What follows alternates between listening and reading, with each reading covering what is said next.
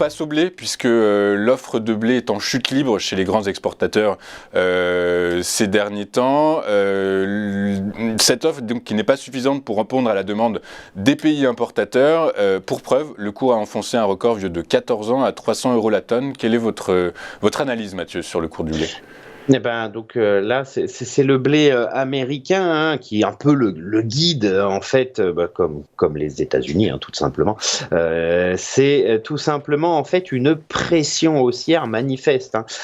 Si on prend un petit peu de recul, on constate depuis janvier 2017 un arrondissement progressif de cette longue phase de baisse, hein, qui avait commencé en 2013.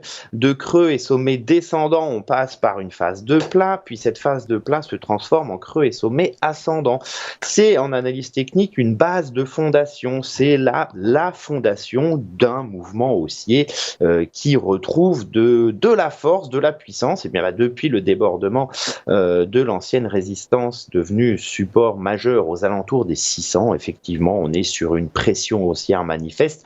Les nouveaux sommets s'enchaînent et on a récemment marqué encore des plus hauts débordant les 800. 800, c'est un niveau psychologique, ça n'est pas une résistance extrêmement puissante. La projection de la précédente impulsion haussière nous envoie sur les niveaux de prix de 2012 entre 895 et 950. La hausse du blé n'est pas finie sur le compartiment américain. Forcément, le compartiment européen devrait s'ajuster en conséquence. Les perspectives restent à une hausse du prix du blé dans les semaines et mois à venir. Alors, on ne peut pas exclure une petite phase de consolidation intermédiaire, mais il faut dans l'absolu conserver son blé. Ça ira plus haut plus tard dans l'année.